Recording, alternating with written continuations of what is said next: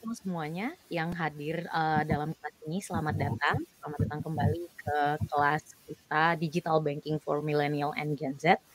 Perkenalkan saya Sri Handayani Nasution yang akan, menjadi moderator untuk sesi kali ini. Seperti yang tadi sudah dilihat oleh teman-teman Future People semua, hari ini kita akan membahas mengenai digital banking, di mana kita tahu industri perbankan itu sekarang sudah menyediakan banyak sekali berbagai inovasi dan membuat pelayanan secara digital. Apalagi untuk kita, generasi, millennials dan Gen Z, yang sangat, ini ya, tech savvy gitu. Nah, untuk, hari ini, kita akan ada 2 pembicara yang bergabung untuk membahas mengenai digital banking for millennial and Gen Z. Yang pertama adalah Mbak Marcella, selaku Digital Credit Card Product Manager dari, Bank DBS, dan yang kedua adalah Mas Fauzan Budi Latif sebagai, Credit Card Deployment Head. Eee, apakah sudah bergabung dengan saya? Ya, halo Mas Fauzan dan Mbak Halo, Marcella. Ya, halo Halo. Body. Halo. malam. Apa kabarnya Mas Fauzan dan Mbak Marcella hari ini? Baik-baik. Luar biasa. Gimana Mas Fauzan kabarnya hari ini? Masih di kantor. Di kantor untuk bertemu dengan future people semuanya ya ini, dan memberitahu kita tentang digital banking sebenarnya itu Iya. bagaimana.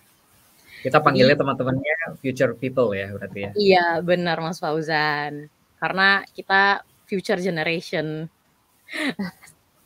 Nah, ya jadi hari ini, kita akan mencoba, memberitahu teman-teman future people belajar bersama sebenarnya, digital banking itu seperti apa, terus juga, apakah, future people ini kan kemarin sudah banyak belajar mengenai, berbagai topik literasi finansial begitu ya. Nah, ada yang, financial planning. Nah, ini kita juga mungkin akan berbincang-bincang bagaimana sih, digital banking ini bisa mengakomodasi, financial planning-nya teman-teman, future people gitu. Nah ini nih, Mas Fauzan dan Mbak Marcella,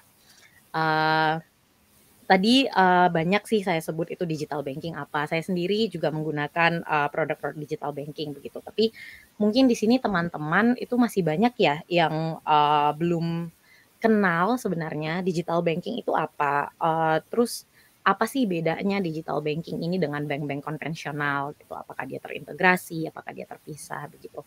Mungkin, saya ingin bertanya kepada Mas Fauzan terlebih dahulu begitu ya untuk menjelaskanlah kepada future people yang ada di rumah digital banking itu seperti apa. Oke. Terima kasih, Mbak Sri pertanyaannya ya. Halo future people, yang sudah hadir. Digital banking itu apa sih? Mungkin sebenarnya teman-teman di sini ya, future people di sini udah pada pakai gitu. Cuman secara pengertiannya, istilah harafiahnya itu seperti apa? Oke, digital banking. Dari namanya sendiri udah digital ya.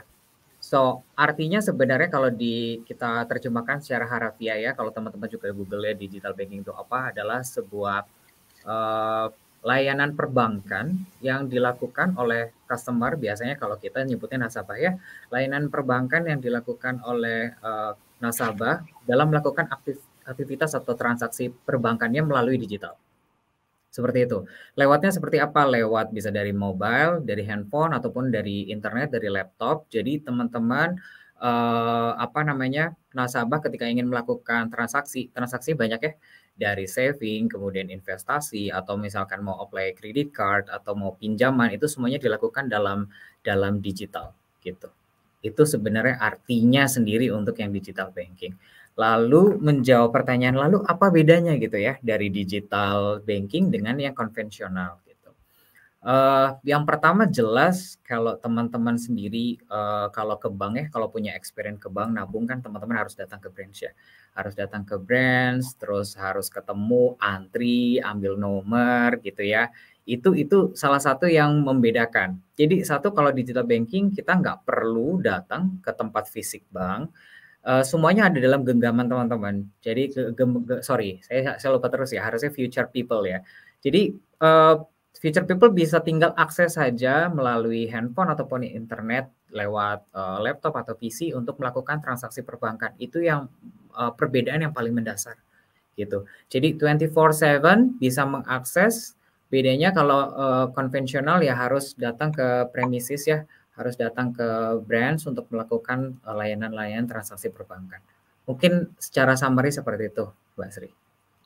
Oh ya, terima kasih Mas Fauzan. Ini hanya sedikit dari saya ya penasaran sebenarnya karena kan sebelum kita masuk ke digital banking yang ada aplikasinya itu ada evolusi ya. Dulu ada SMS banking, terus ada internet banking, terus sekarang Betul. aplikasi gitu.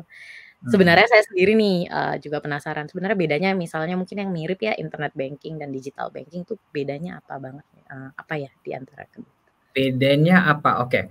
Eee, kalau internet sendiri itu kan seperti hanya sebuah medianya saja ya. Kalau mobile banking artinya kita bisa melakukan transaksi perbankan melalui mobile, internet banking ya kita bisa melakukan through internet, lewat medianya, macam-macam. Apa yang membuat beda gitu? Mungkin awal kan konvensional datang ke bank, kemudian udah tiba-tiba muncul ada SMS banking dan segala macam. Yang membedakan adalah Eee, kita sudah dihadapkan pada era digital yang memang semuanya butuh kecepatan. Kecepatan dalam artian, kita udah nggak perlu lagi harus cari bank bukanya jam berapa sampai jam berapa, hari apa gitu. Nah, semua prosesnya itu udah di-simplify, kalau teman-teman udah pada ngerasain, Future People sudah pernah coba, mungkin banyak juga sekarang bertumbuh, digital banking yang baru ya.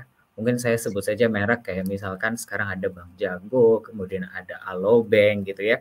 Kita dari DBS one of the pionir untuk digital banking. Semuanya tinggal klik saja, misalkan saya mau buka tabungan gitu ya, langsung aja isi di dalam webnya kita, tinggal masukin data diri, kemudian nanti upload fotonya, semuanya akan selesai dalam waktu yang sangat singkat. Bahkan dari kalau kita ngobrolin tempat saya bekerja ya di DBS, mengajukan kartu kredit is only 60 second. Hmm. Only 60 second, teman-teman udah bisa langsung tahu di-approve atau tidak, limitnya berapa, begitu juga tentang pinjaman yang lainnya. Itu yang bedanya. Jadi kalau internet banking adalah hanya medianya saja, sementara kalau digital banking itu secara keseluruhan, layanan-layanan dalam perbankan itu bisa dilakukan atau bisa diakses lewat digital, begitu.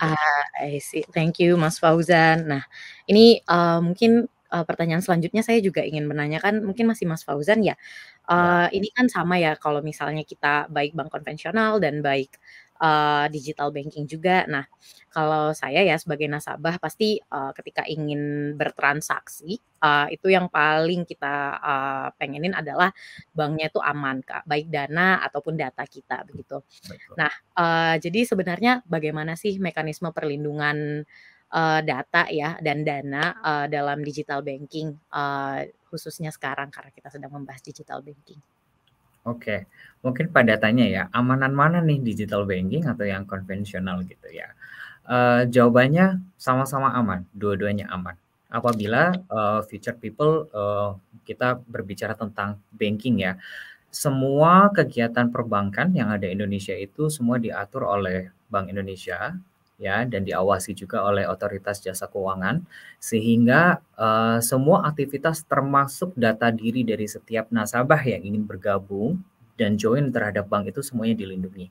Sehingga ada semua mitigasi-mitigasi yang sudah dilakukan di perbankan yang sudah diawasin oleh OJK atau BI. Jadi kalau ditanya aman yang mana nih gitu, aman di apa namanya, di konvensional atau di digital, dua-duanya aman. Tentu saja tidak menutup kemungkinan ada beberapa mungkin celah yang ketika ada bocor data atau apa, mungkin future people juga tahu ya sekarang ramai ada Biorka, ada segala macam gitu ya. Bahkan selevel dari pemerintahan aja masih bisa ditembus gitu ya. Itu mungkin terjadi gitu. Tapi kalau ditanya aman mana, dua-duanya semuanya sama-sama aman. Karena tidak akan bisa dibuka, kalau bank tidak akan bisa melakukan operasional kegiatannya apabila tidak memenuhi persyaratan-persyaratan yang sudah diberikan oleh Bank Mmm. Indonesia maupun dari, OJK. Akan berbeda ya. Jadi future people harus bisa melihat dari yang digital banking atau dari fintech gitu. Nah, kalau fintech mungkin nanti kita akan ngobrol lebih jauh lagi. Kalau fintech itu kita harus lihat dia tuh legit atau tidak, dia udah terdaftar di OJK atau tidak. Nah, itu yang akan lebih lebih bisa membentengi ya kalau future people pengen memilih platform tersebut untuk menjadi lebih aman. Tapi kalau kita ngomong digital banking, both are safe gitu. I see. Jadi emang, di digital banking ini sendiri memang requirement-nya sektor finance itu jauh lebih ketat ya karena juga ada badan pengawasnya, ada dari BI juga begitu ya, Mas, ya. Betul. Ini saya ingin bertanya nih lebih lanjut ke Mbak Marcella, kan kalau misalnya kita sekarang lagi ngobrolin tentang, digital banking, tentu dong, tadi Mas Fauzan kayaknya sudah menjelaskan juga ada beberapa fitur gitu ya, dalam digital banking ini. Nah, saya nih sebagai nasabah, sebagai calon nasabah ataupun user nanti, dalam memilih digital banking ini, bagaimana sih calon nasabah, faktor-faktor apa saja yang harus dipertimbangkan oleh calon nasabah dan produk-produk apa saja atau layanan apa saja yang diberikan dalam, digital banking atau kalau di biasa tadi digibank ya namanya ya? Betul. Ya, Mbak Bobby, thank you. Mungkin mau menjawab pertanyaannya, sebenarnya faktor apa aja sih sebenarnya nih yang perlu dipertimbangkan ya oleh future people sekalian nih, kalau misalnya mungkin mau menjadi nasabah suatu digital bank gitu ya, apa sih yang mesti dipikirin gitu. Nah, mungkin kalau menurut saya ya, itu pertama tuh pasti safety.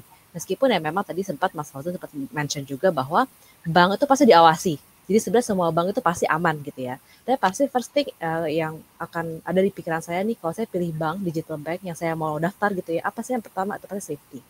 Yang kedua, itu adalah good customer service. Jadi customer service itu bisa dikontak kapan aja dan juga fast response. Even lebih bagus lagi kalau misalnya, kalau saya ada query, saya bisa langsung chat di aplikasi. Saya bisa langsung tahu jawabannya tanpa perlu mungkin harus telepon customer service kayak gitu ya. Itu mungkin lebih bagus lagi. Yang ketiga, dalam popular digital banking itu adalah convenience.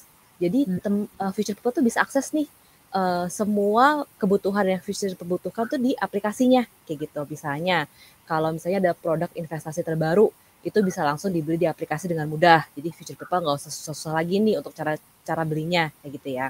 Misalnya juga ada perlu untuk transfer dana itu bisa diakses dengan cepat kayak gitu. Ada mungkin sekarang mungkin banyak ya digital banking juga yang bisa kasih future people itu benefit kayak misalnya top up ke e-wallet kayak gitu dalam satu aplikasi. Jadi kan future people bisa langsung akses dananya dari tabungan dan ditransfer ke e-wallet teman-teman sekalian kayak gitu.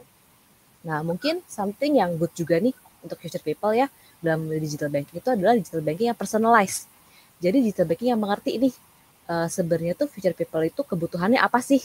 Jadi kalau misalnya nih ketahuan future people itu adalah orang yang suka investasi. Jadi mungkin kalau misalnya ada produk investasi baru, nanti banknya tuh akan memberikan notifikasi nih ke future people sekalian kayak gitu. Jadi tahu nih sebenarnya tuh future people tuh pakai banknya untuk apa sih? Untuk investasi kah? Ataukah untuk transaksi? Seperti itu. Misalnya kalau transaksi, seringnya belanja di mana sih? Jadi misalnya ada promo di merchant-merchant tersebut gitu ya. Nah, akan dapat notifikasi dari banknya kayak gitu. Nah, mungkin yang paling penting gitu ya menurut saya yang perlu untuk dipertimbangkan nih ketika memilih digital banking itu adalah bank yang bisa membantu future people semuanya itu untuk grow wealth kalian gitu. Jadi nggak cuma bank yang dipakai untuk transaksi, tapi bank juga yang bisa membantu untuk gimana caranya supaya future people itu bisa memanage keuangan lebih baik gitu. Nah, gimana sih caranya gitu ya? Mungkin kalau di Digibank gitu contohnya ya. Digibank itu punya namanya spending tracker. Jadi future people tuh bisa ngecek nih udah spend berapa di bulan ini kayak gitu. Dia bisa manage keuangannya gitu kan. Dan juga mungkin ada bank yang bisa memberikan informasi tentang investasi. Jadi investasi seperti apa aja sih sekarang tuh yang lagi in gitu ya. Misalnya mau beli reksadana, reksadana apa sih sekarang tuh yang lagi bagus nih performance-nya kayak gitu future people. Jadi mungkin itu bisa membantu future people juga untuk grow wealth teman-teman sekalian kayak gitu. I see. Jadi, kalau tadi boleh di-summarize ini sebenarnya ada, kalau yang saya dengar ya, berdasarkan yang tadi saya dengar, itu ada beberapa fitur-fitur yang biasanya berserakan di banyak aplikasi. Tadi yang kayak ada tracking, spending tracker, terus juga ada yang bagaimana, kalau misalnya dia berorientasi ke investasi, ada informasi-informasi mengenai reksadana, begitu, itu semuanya ada di, satu aplikasi digibank, begitu. Nah, Ya. dan itu faktor-faktor yang, kemudian bisa dipertimbangkan sama future people sekalian, kalau misalnya lagi mau memilih nih digital bank apa yang mau mereka, pilih sekarang, gitu. Canggih ya, jujur canggih ya. Kayak tadi mendengarnya kayak, oh personalize dan juga membantu kita grow wealth. Nice. Kalau boleh tahu lagi nih, Mbak Marcella, Ya. nah tadi kan ada, spending tracker dan, membantu kita dalam me-manage keuangan ya karena tadi ada grow grow wealth kita juga begitu. Nah, gimana sih sebenarnya digital banking ini yang ditawarkan oleh DBS, digibank tadi, fitur-fiturnya itu kelebihannya dibandingkan dengan digital banking lainnya, itu apa saja ya? Tadi sebenarnya sudah disebut ya ada, spending tracker, tapi apakah mungkin bisa dielaborasi begitu ya Mbak Marcella, dari fintech-fintech lain digital banking, dari digital banking dan fintech lain gitu, digibank ini seperti apa? Oke, mungkin supaya teman-teman ada gambaran juga, mungkin aku bisa minta tolong untuk share di slide nomor 6 gitu kali ya. Nah, di sini tuh teman-teman feature people semua tuh bisa lihat nih sebenarnya produk atau fitur apa aja sih yang Digibank itu punya gitu ya dari DBS. Kita tuh punya banyak sekali feature-feature bank gitu ya. Mungkin Mbak Bobi bilang tuh kayak wow banyak banget gitu ya. Tapi sebenarnya tuh berguna banget loh buat feature people sekalian gitu ya. Mungkin aku share satu-satu kali ya. Mungkin yang pertama itu beli deposito rupiah atau falas. Jadi feature people tuh bisa beli deposito nih dengan mudah di aplikasi gitu kan ya. Bisa pilih juga tenornya mau di lock 1 bulan, 3 bulan, 6 bulan sesuai dengan kebutuhan feature people semuanya gitu ya. Nah, Digibank itu juga punya feature namanya tabungan maksi. Feature people tuh bisa buka dengan mudah di aplikasi Digibank by DBS. Nah, mungkin feature people sekalian mungkin ada beberapa yang belum familiar ya. Apa sih tabungan maksi itu? Tabungan maksi itu sebenarnya seperti tabungan biasa, cuman bunganya lebih tinggi. Nah, kalau tabungan biasa itu kan mungkin bunganya rendah ya. Dan mungkin kalau feature people harus taruh dana di deposito dikunci 3 bulan contohnya ya. Mungkin suatu-suatu butuh dananya nggak bisa dicairin gitu kan. Tapi kalau tabungan maksi itu, feature people itu bisa taruh uang di situ, dapat bunga yang tinggi hingga 3% dan bisa dicatat kapan aja. Jadi misalnya sebulan kemudian butuh atau misalnya 2 minggu kemudian butuh, itu bisa langsung dicairin, itu kelebihannya. Nah, mungkin yang ketiga itu juga ada bisa beli obligasi. Obligasinya bisa yang baru diterbitkan oleh pemerintah ataupun yang dari pasar sekunder begitu. Nah, selain obligasi juga bisa beli reksadana nih, feature people. Nah, mungkin reksadananya kelebihannya nih ya, yang even aku rasain sendiri ya, sebagai mungkin karyawan di DBS gitu, yang terbantu banget. Kalau di DBS itu ya, feature people, untuk pembelian reksadana, DBS itu tuh ada listnya. Jadi kita tuh di aplikasi, kita bisa lihat nih, as per sekarang gitu ya, reksadana apa nih sekarang yang performanya lagi bagus, kayak gitu. Juga bisa ngeliat nih reksadana apa sekarang tuh yang lagi famous gitu, orang-orang banyak yang beli gitu. Itu kita bisa ngecek tuh di aplikasi. Jadi mungkin kalau buat future people yang mungkin bingung, aduh pilihannya banyak banget gitu kan, bingung mau beli yang mana, bingung mau beli start dari yang mana gitu ya. Nah, future people bisa pakai chart itu tuh untuk ngecek ini sebenarnya mana sih sekarang tuh yang lagi banyak dibeli oleh orang-orang atau mana sih yang sekarang tuh performanya lagi bagus banget gitu ya. Kayak gitu. Nah, mungkin yang kelima, nggak cuman mata uang rupiah gitu ya, future people tuh juga bisa beli rekening falas, jadi mata uang bank lain, kayak gitu. Bisa juga melakukan transfer falas juga di aplikasi Digibank by DBS. Nah, selain itu juga mungkin future people bisa melakukan namanya bayar beli. Apa sih bayar beli? Jadi misalnya future people mau top up OVO, top up GoPay, itu bisa di aplikasi Digibank by DBS. Even mau isi e-money, itu juga bisa di aplikasi Digibank by DBS.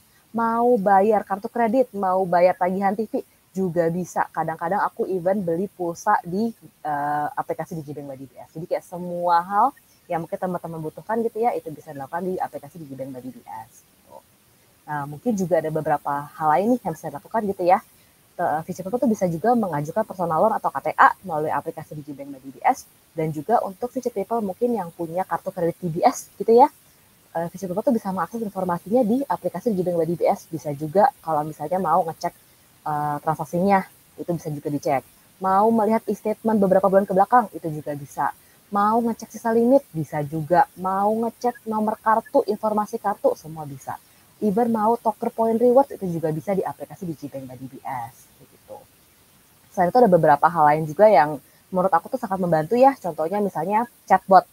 Chatbot itu mungkin kayak future people mungkin ada pertanyaan nih, aku mungkin mau ngecek nih kartu aku tuh ada transaksi ini artinya apa ya misalnya, atau misalnya oh aku mau beli top up GoPay bisa nggak sih, gimana caranya gitu contohnya ya. Nah mungkin kalau telepon ke call center kan lama, atau mungkin kalau googling mungkin kayak aduh linknya banyak banget gitu, mesti pilih yang mana gitu ya. Nah teman-teman future people tuh bisa juga klik atau search di chatbot, di aplikasi chatbot, nanti ada jawabannya tuh.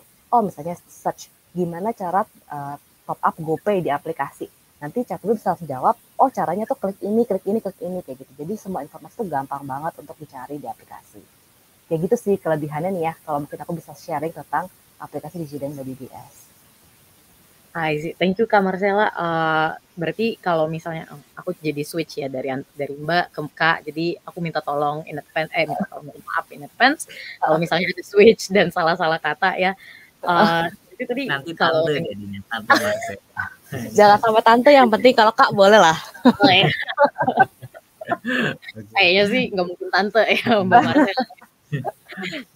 Berarti tadi kalau misalnya bisa aku izin summarize, tadi kan Mbak Marcella juga ngasih pemaparan ya gimana kalau kita mau memilih digital banking ini sebenarnya harus ada safety, terus juga ada bagaimana good customer service, terus juga convenience dan personalized dan grow wealth. Kalau tadi aku ini jujur aku kan moderator ya teman-teman, tapi kalau jadi ini aku bukan kayak mau mempromosikan tapi berdasarkan ini pemaparan tadi Mbak Marcella, jujur aku merasa berarti semuanya yang tadi disebutkan Mbak Marcella, faktor-faktor yang bisa kita jadikan acuan untuk memilih digital bank, itu sebenarnya sudah ada di digibank semua ya. Tadi ada juga bahkan fitur-fitur seperti misalnya ketika teman-teman mau memulai nih reksadana atau investasi yang lain, karena kemarin teman-teman mungkin ada yang sudah ikut kelas mengenai investasi begitu, itu tadi ada bagian di mana teman-teman future people sekalian itu akan diberikan informasi-informasi sebenarnya bagaimana reksadana apa yang bisa dipilih, terus juga ada juga yang spending tracker. Jadi ada bahkan tadi kalau aku melihat ada fitur yang di mana future people akan diberikan informasi-informasi yang dibutuhkan begitu ya, untuk menentukan financial decision gitu, invest di mana, atau menabung di mana, atau spending-nya di limit berapa begitu ya, karena ada spending tracker juga. Ya convenience. Iya. Kalau untuk saya yang nggak terlalu Iya. track. Bahkan kalau misalkan saya boleh nambahin ya, ini nambahin juga dari Marcella, sebenarnya ini produknya Marcella deh, dia product manager-nya ya. When we're talking about the credit card juga, mungkin kalau future people nanti next pengen punya kartu kredit ya, even kita bisa melimitasi berapa sih limit yang mau saya batasi saja gitu. Oke, misalkan saya dapat limitnya 20 juta, ya udah saya cuma mau set aja di 10 juta karena takutnya apa. Nah, itu semua bisa kita set gitu. Gitu.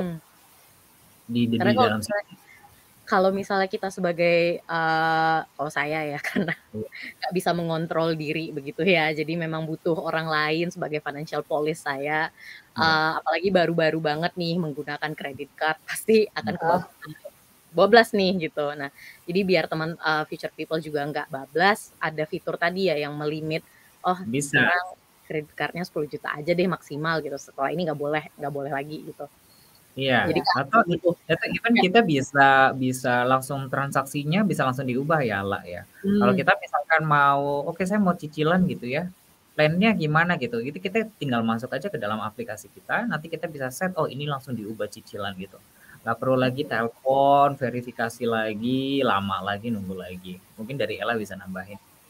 Iya, betul-betul. Mungkin nambahin tadi dari Mas Fauzan juga ya, mengenai kita tuh namanya spending limit gitu. Kalau di DBS kita sebutnya spending limit gitu ya. Nah, spending limit itu tuh beneficial banget. Mungkin nggak cuman kalau misalnya teman-teman future people takut boncos transaksi gitu ya. Tapi bisa juga mungkin kayak sekarang kan orang-orang beli di mana sih, Tokopedia misalnya. E-commerce lah. E-commerce kita nggak sebut merek lah, e-commerce gitu lah. Atau belanja-belanja online gitu.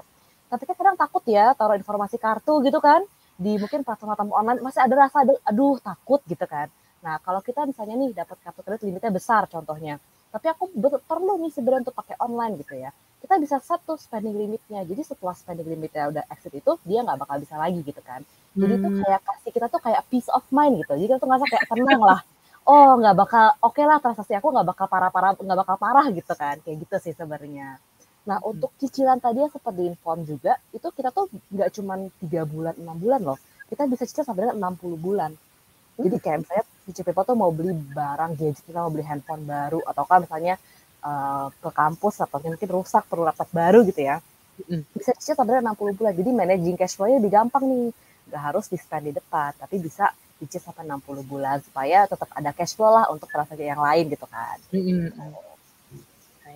Nggak sekali beli laptop langsung udah habis tabungan, besok bingung. Besok bingung makan apa. kenapa cuman bisa Iya. makan di warteg gitu. Wah.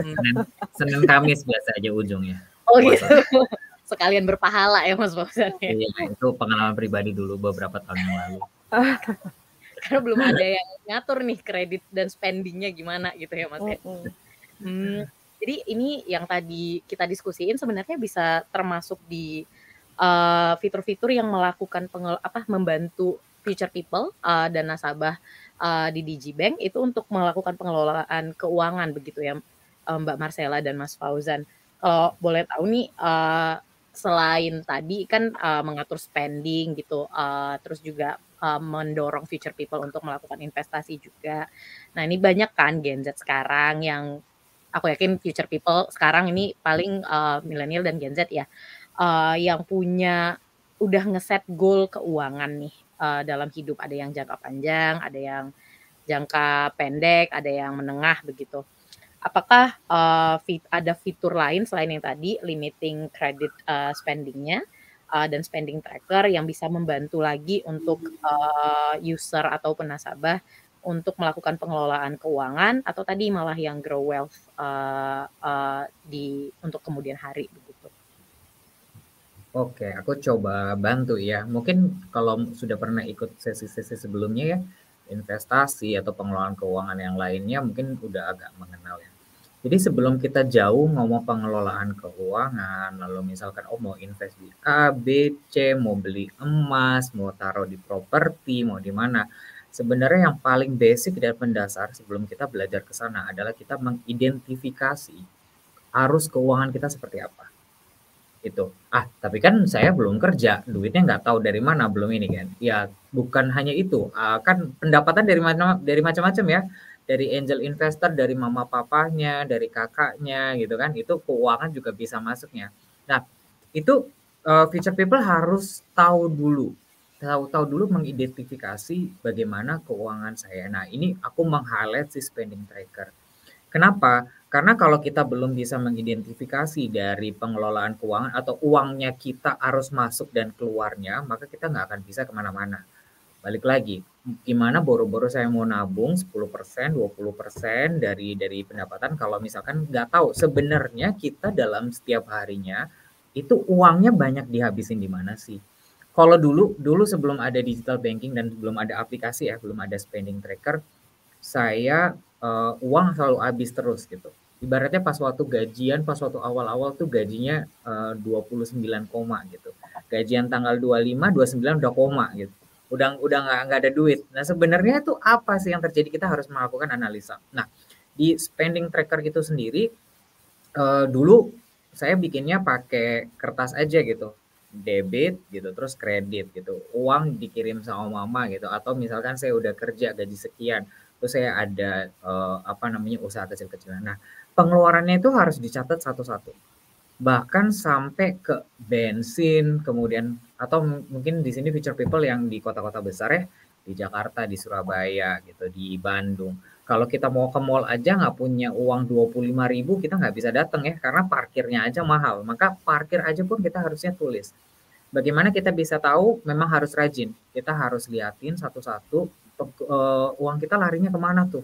Makan kan, nongkrong kah, ternyata banyaknya pas waktu weekend, tiap weekend ngeluarinnya banyak banget gitu ya, buat nongkrong, buat nonton. Nah itu kalau kelihatan pas waktu 1 bulan setelah kita lihat, jadi ternyata selama ini saya itu banyak banget uang untuk nongkrong gitu.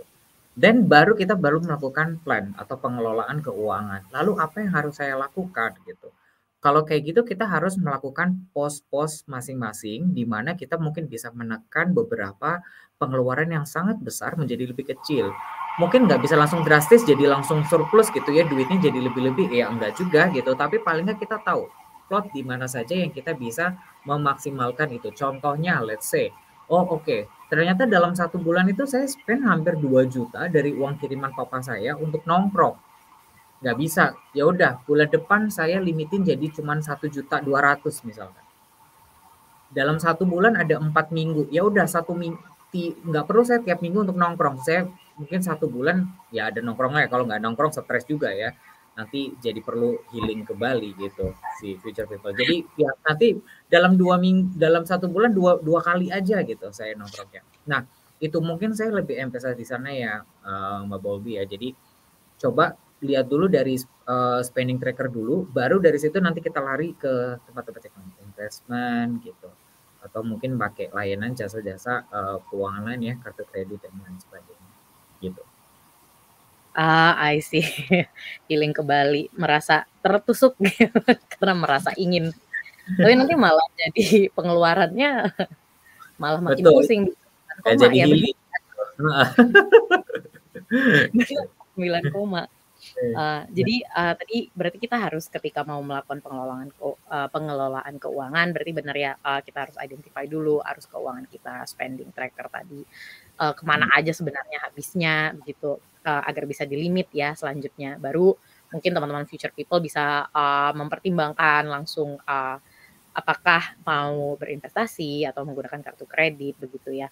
Ini pertanyaan yang banyak mungkin tapi sebelum saya bertanya lagi nih, mau mengingatkan kepada teman-teman future people, kalau merasa informasi yang didapat dalam kelas ini itu dapat berguna bagi teman-teman future people lainnya, jangan lupa untuk membagikan informasi dari Snapgram, Instagram, dan tag @DBS Bank ID, Future Skills, dan Pijar Foundation.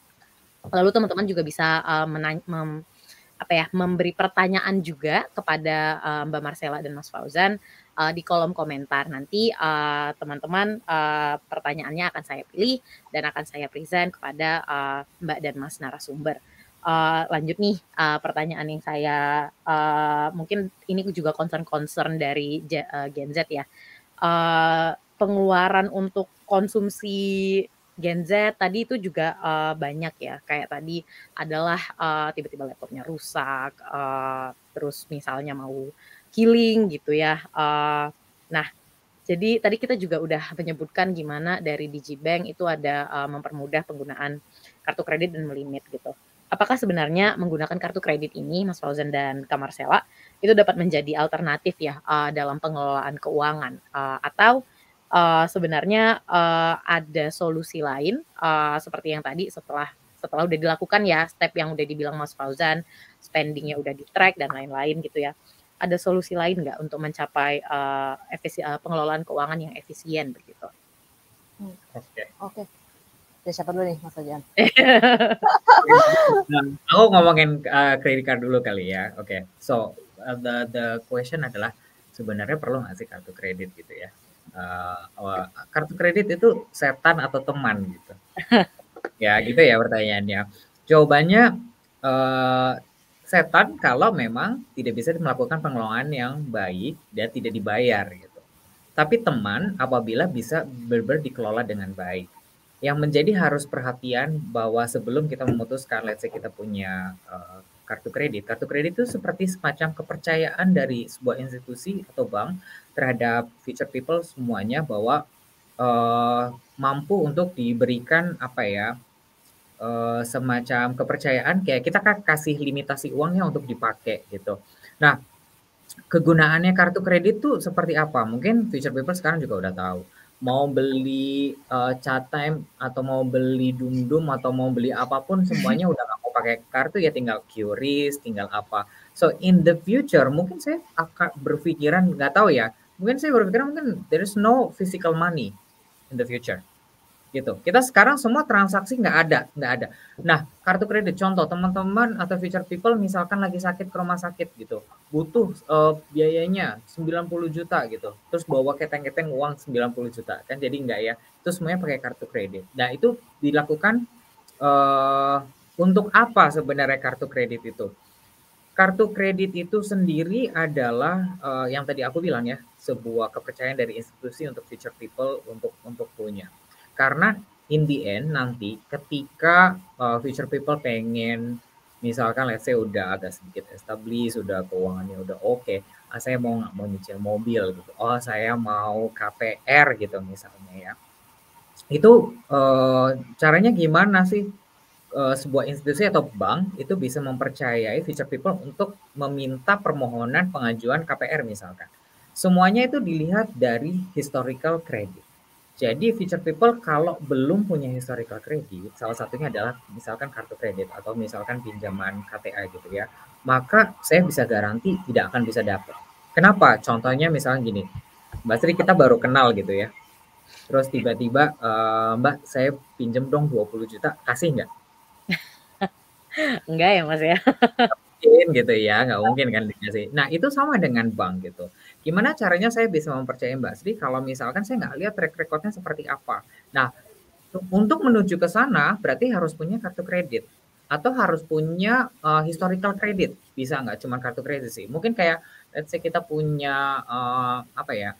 Mungkin Adira atau segala macam kita bisa pinjam. Nah, itu yang nanti akan dibaca karena setiap warga negara di sini di Indonesia apabila punya historical credit nanti akan tercatat dalam catatan BI ya yang kita sebut sebagai SLIC. Nah, di situ kelihatan tuh mau macet, mampet gitu ya, lancar, deras gitu, semuanya apa namanya? Penilaiannya bagus gitu ya, itu bisa lihat di sana. Jadi satu itu, pentingnya adanya historical credit. Dengan cara seperti apa? Ya pakai layanan-layanan yang ada dalam perbankan yang bisa tercatat dalam Bank Indonesia. Yang kedua, kartu kredit teman atau setan tadi dibilangnya. Sekarang saya punya satu contoh analogi ya, misalkan gini. Saya mau beli sepatu baru, saya lagi suka lari atau saya lagi suka sepeda gitu ya. Sekarang lagi gaul-gaulnya sepeda atau saya mau sepatu rodaan gitu di GBK gitu. Tapi harganya lumayan mahal gitu. Harganya misalkan let's say 2 juta gitu. Oke. Tapi pas waktu saya datang ke mall gitu, saya datang misalkan ke PI, ke Senayan City atau mungkin di Jogja ke Ambarukmo Plaza gitu ya. Saya lihat ada sepatu Nike yang saya incer kalau pakai kartu kredit diskon 50%, cicilannya itu nol gitu. Nah, saya tanya lagi sama Mbak Sri, atau saya tanya sama future people, kalau kita bayar dengan kartu kredit dapat diskon 50% harganya 2 juta, jadi 1 juta, itu untung atau rugi? Untung atau buntung? Buntung bukan ya? Buntung ya. Padahal harganya 2 juta. Kalau nggak pakai kartu kredit harganya tetap 2 juta. Kalau pakai kartu kredit harganya 1 juta. Oh, ya untung. Untung dong. Nah, Ya, itulah betul. kegunaannya dari kartu kredit. So, akan lebih untung pakai ya udah, saya gesek aja. Ditambah kartu kredit itu punya sekali banyak. Sekarang ada poin, reward yang semuanya bisa ditukar. Bisa ngopi gratis, di Starbucks gratis gitu kalau kita ngumpulin dananya ya. Asalkan tahu bahwa pas waktu temponya kita membayar, kita bayar. Tapi instead of kita bayar 2 juta, kita bayar 1 juta. Sebenarnya ada untungnya buat bank atau enggak? Kalau bayar full payment, bank nggak punya untung sama sekali. Ya, jadi ya, apa namanya dari bank sebenarnya tidak ada gitu, tapi keuntungannya kita taruhnya ada di nasabah. Kecuali kalau nasabah itu bayarnya nyicil-nyicil yang memang harusnya misalkan tadi sisanya 1 juta, bayarnya cuma 700 ya nanti misalnya ada bunganya. That's why kita harus ngelihat bagaimana cara menggunakannya. Begitu juga misalkan untuk keadaan-keadaan darurat ya. Kadang-kadang kita misalkan tadi kecelakaan, masuk rumah sakit atau kita booking online gitu pesawat, kita kan butuh ya adanya kartu kredit. Mungkin aku lebih menjelaskan sedikit satu di situ ya di kartu kredit. Mungkin Ella mungkin bisa tambahin. Ya, mungkin nambahin sedikit. Ya mungkin masih correlating lah ya sama tadi Mas juga sama tempatnya Mas Fauzan gitu ya mengenai rewards gitu. Nah, mungkin aku share sedikit. Sekarang itu mungkin teman-teman mikir gitu ya. Aku punya misalnya nih ya, oke lah misalnya barangnya tuh diskon gitu ya. Mungkin beli kartu kredit lebih murah karena ada potongan harga gitu ya. Tapi kalau misalnya nih nggak ada potongan harga nih, kenapa aku mesti bayar pakai kartu kredit gitu kan? Nah, kalau pakai kartu kredit teman-teman tuh bisa ngumpulin namanya rewards point gitu. Jadi teman-teman tuh transaksi gak cuma ya udah uangnya hilang gitu aja nggak gitu. Tapi teman-teman juga dapat rewards point. Jadi misalnya ada beberapa contoh ya, contoh kalau di DBS, kalau teman-teman transaksi 10.000, teman-teman tuh dapat 1 rewards point gitu. Nanti rewards point itu bisa tukar macam-macam. Bisa tukar jadi e-voucher, bisa tukar jadi GoPay voucher, segala macam. Nah, contoh aku pribadi ya, dulu tuh aku punya kartu kredit udah dipakai kayak lumayan lama, aku belum tukar-tukar poinnya, sampai akhirnya mau expire, terus aku tukar, aku dapat voucher tuh sampai kayak 300.000 atau 400.000 gitu. Cuma dari spending aku itu aja. Ya aku gak ngarep apa-apa, anyway itu aku akan spend juga gitu kan. Tapi aku dapat voucher gitu, secara cuma-cuma lah sebenarnya gitu. Nah, itu mungkin satu poin ya tentang reward point. Yang kedua nih, mungkin teman-teman juga mikir nih sebenarnya kayak tadi kan Mas Waldo sempat bilang ya, bisa transaksi pakai QRIS gitu, bisa transaksi pakai kartu debit gitu kan. Kenapa mesti pakai kartu kredit gitu kan? Sekarang juga banyak tuh yang ada tuh sekarang kayak pay later gitu ya. Kenapa kartu kredit gitu kan? Kenapa nggak pay later? Kenapa nggak kartu debit gitu kan? Nah sekarang coba aku tanya ke teman-teman future people gitu ya contohnya. Misalnya ini sekarang mungkin teman-teman future people tuh transaksi pakai pay later dari satu e-commerce gitu ya. Itu kan cuma bisa dipakai kalau teman-teman future people transaksi di e-commerce tersebut. Gimana kalau misalnya future people itu mau transaksi di transaksi yang lain, misalnya di toko lain gitu ya, yang nggak mungkin nggak related sama e-commerce tersebut gitu. Itu juga nggak bisa dipakai gitu kan. Itu pertama. Terus mungkin kalau future people nih misalnya mau belinya itu gesek di merchant gitu ya, mau belinya itu fisik di toko. Mungkin ada beberapa kayak pay later yang nggak bisa dipakai nih kalau future people belinya di toko gitu kan. Itu nggak bisa dipakai. Terus mungkin kalau future people pergi lah jalan-jalan misalnya ke Singapura lah atau ke Malaysia lah, ke luar negeri misalnya, itu juga nggak bisa dipakai gitu kan. Tapi kalau kartu kredit itu adalah satu metode transaksi yang sebenarnya tuh sangat universal, sangat fleksibel. Future people bisa pakainya itu dalam negeri, mau online bisa, mau buat subscribe Netflix, beli Spotify bisa, mau beli offline, mau ke toko bisa, mau buat bayar restoran bisa juga, mau jalan-jalan ke Singapura buat bayar MRT bisa juga, semuanya bisa gitu. Jadi hanya dengan satu kartu itu sebenarnya bisa mengakses banyak hal gitu kan. Nah, mungkin yang aku mau tambahin lagi ya mengenai tadi mungkin spending tracker lah, investasi gitu ya. Sekarang kan lagi rame-rame nih resesi gitu kan. Jadi kan future juga pasti mikir nih, aduh saya punya uang, diapain ya supaya tahun depan tuh saya masih punya uangnya gitu. Ya cara dengan diinvestasikan gitu kan. Jadi mungkin daripada uang jajannya atau uangnya teman-teman punya itu dipakai untuk transaksi gitu ya, uang itu bisa diinvestasikan dapat bunga, tahun depan uangnya nambah berbunga, dan juga transaksi pakai kartu kredit dapat rewards point, bisa ditukar jadi GoPay voucher, jadi e-voucher, bisa jadi mileage kalau mau transaksi, kalau mau pergi-pergi ke luar negeri gitu ya. Jadi kayak double untung gitu kan sebenarnya.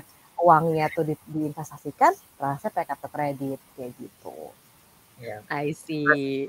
Asalkan gini ya, yang banyak mislead adalah kartu kredit itu bukanlah gaji tambahan.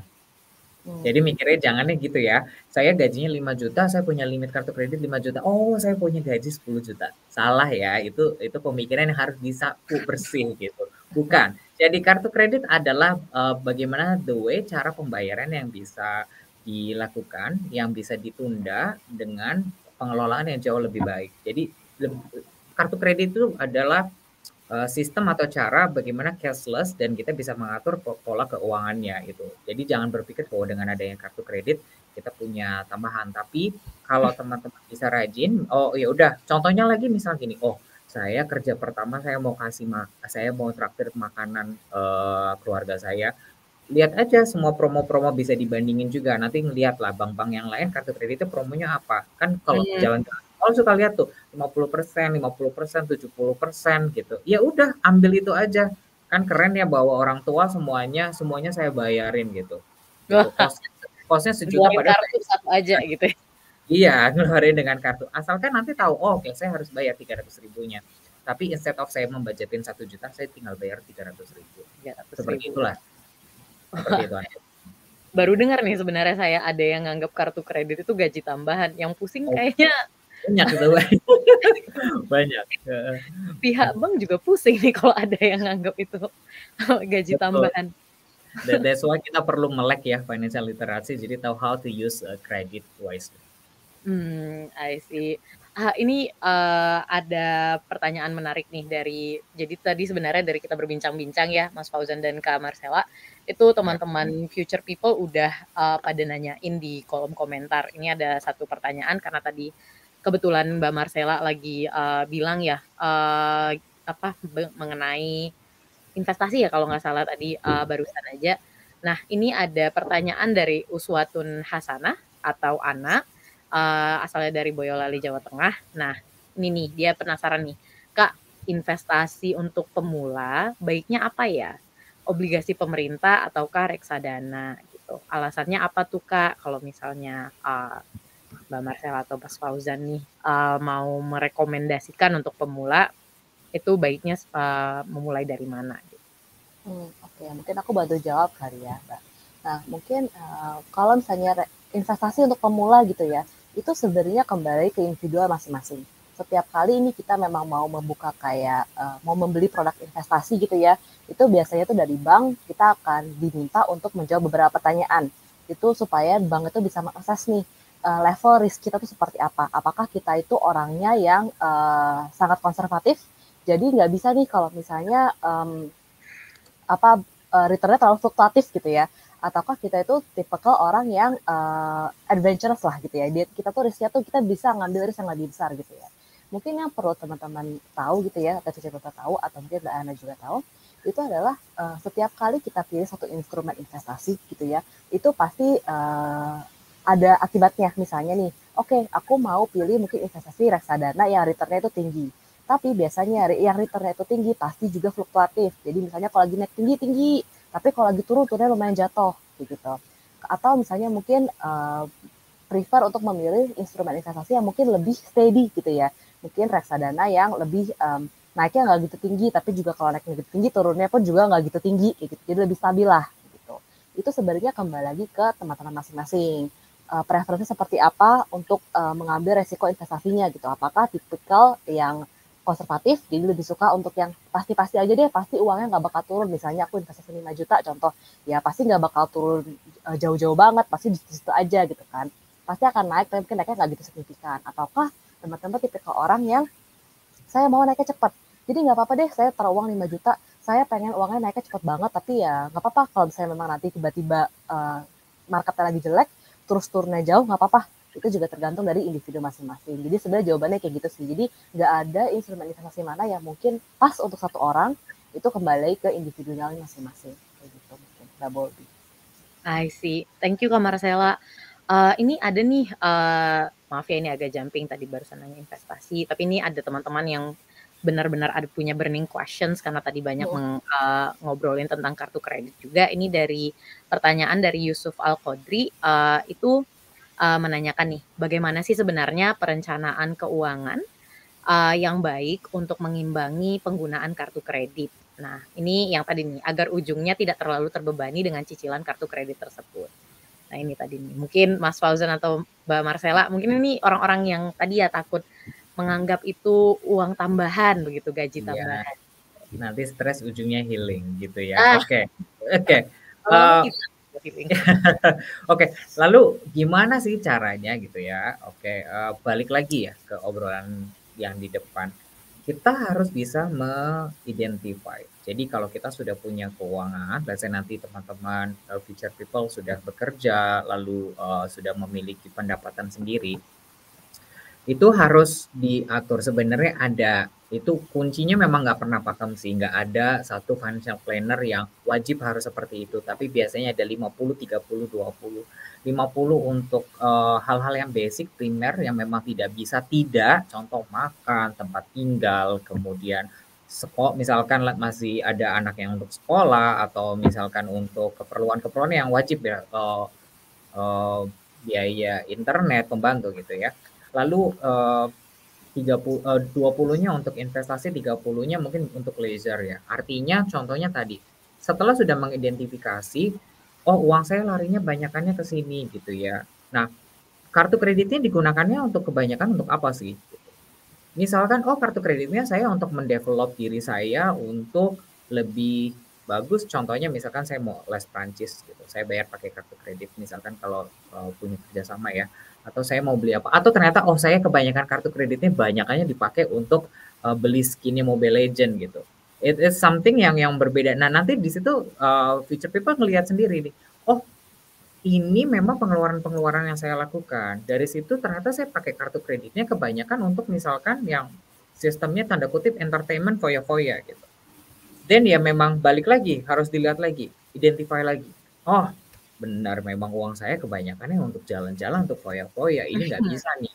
Gitu. Jadi kita harus cap. Jadi balik lagi, penggunaan apapun, penggunaan yang kita lakukan termasuk juga investasi, kita harus bisa mengidentify masuk dan keluar. Termasuk kita ngomongin kayak investment yang kayak tadi si Marcella bilang ya. Contohnya lagi, mungkin konkretnya saya bisa ngasih konkret contoh yang paling gampang. Sekarang itu reksadana itu dengan 100.000 aja bisa loh. Future People kalau mau cari tahu ya. Ada banyak bank, mungkin nggak cuma di DBS, ada Commonwealth, ada dari bank-bank lokal misalkan ya. Cari yang 100.000, kayak kita naruh ya. Kalau saham kan gede ya, kelihatannya. Kalau reksadana itu seperti ibaratnya analoginya kayak rujak gitu. Jadi ada buah mangga, kedondong, ada pepaya gitu. Itu semua digabungin jadi satu. Nanti ya kalau pakai DBS bisa lihat tuh, oh ini lagi tren, ini lagi bagus, ini lagi banyak, ini ambil aja di situ. Dengan 100.000 pun kita bisa dapetin untung investment gitu. Jadi kuncinya bagaimana biar tidak terbebani dengan cicilan-cicilan tersebut, ya memang harus mengidentify ya. Karena kita juga yang sebagai pengguna, kita yang sebagai controller terhadap diri kita sendiri. Itu sih. Jadi emang harus ditajamkan lagi ya bagaimana kita mengelola keuangan personal finance kita. Tadi Mas Fauzan kebetulan juga menyebutkan bagaimana sebenarnya produk-produk investasi itu tidak hanya ditawarkan oleh Digibank DBS aja. Nah ini kebetulan ada juga yang nanya, namanya Lily dari Medan, dan dia ingin bertanya mengenai digital banking. Digital banking menurutnya kecanggihan dan perkembangan digital banking itu apa saja yang sudah diterapkan atau diimplementasikan oleh DBS yang menjadi branding DBS itu sendiri begitu ya. Perbedaannya kalau tidak salah, Lily juga kemudian menanya perbedaannya ini aku sebenarnya yang nanya yang menjadi branding dari digital banking yang lain. Tunggu aku ulang ya. Ini Lily bilang digital banking, kecanggihan dan perkembangan digital banking itu udah ada. Apa saja yang sudah diterapkan di dalam Digibank DBS yang menjadi branding ataupun diikuti kemudian oleh digital banking yang lain. Oke. Ella atau? Oke, mungkin aku share sedikit kali ya. Kalau dilihat dari Digibank gitu ya, sebenarnya apa sih kalau kita lihat nih dari Digibank sendiri gitu, apa sih sebenarnya yang menjadi pionirnya gitu ya? Apa sih selling point-nya pertama kali ketika Digibank digital banking itu launch gitu ya? Kalau aku sendiri ngeliatnya tuh lebih ke investasi gitu. Kita tuh punya macam-macam produk investasi yang tersedia. Di sini bisa dipilih sesuai dengan resiko investasi yang teman-teman tuh sendiri personal tuh akses kayak gimana gitu. Apakah konservatif ataukah yang lebih lenient kayak gitu.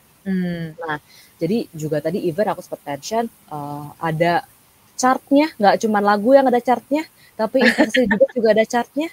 Mana yang lagi bagus, mana yang mungkin lagi kurang bagus, teman-teman yang bingung, aduh mau pilih yang mana ya, aduh pengen tahu deh misalnya ada satu mungkin nama reksadana yang kayak aduh namanya familiar, cuman aku nggak ngerti nih, biasanya dia itu sebulan tuh returnnya setahun tuh returnnya berapa sih, itu sampai ada historicalnya 3 tahun ke belakang, berapa tahun ke belakang, itu semua bisa diakses di Digibank by DBS aplikasinya kayak gitu. Mungkin first thing yang sekarang yang mungkin di awal ketika kita launching gitu ya, itu mungkin pertama kali tuh yang kita selling point kita lah kita as a bank gitu. Tapi sekarang kita juga sih bahwa sebenarnya itu nggak cuman digital bank itu nggak melulu soal tabungan. Digital bank itu nggak melulu soal investasi. Tapi digital bank itu juga banking itu punya banyak produk. Mungkin ada kartu kredit, mungkin ada KTA yang mungkin sebenarnya teman untuk bukan cuma untuk hal-hal konsumtif gitu ya, tapi juga bisa membantu untuk investasi teman-teman atau future people sekalian gitu. Yang sempat mungkin Mas Fauzan sempat mention gimana caranya, kayak gitu kan. Jadi sekarang itu kita juga udah membuat gitu ya aplikasi kita tuh lebih maju lah untuk kayak kartu kredit gitu. Jadi sekarang tuh banyak banget fitur kartu kredit yang bisa diakses di aplikasi Digibank by DBS kayak gitu. Even untuk apply KTA atau personal loan itu sekarang di aplikasi juga sudah bisa gitu. Jadi kalau ditanya feature apa aja sih yang ada, kayaknya hampir semua ada ya. Kalau kita lihat dengan bank lain Digibank by DBS itu kayak kayak semuanya lengkap sih kayak gitu. Tapi mungkin memang kalau ditanya kayak awalnya dulu tuh launchingnya tuh yang mana yang launching duluan gitu kan, mana yang kita marketing duluan, mungkin lebih ke produk tabungan investasi kayak gitu. Oke.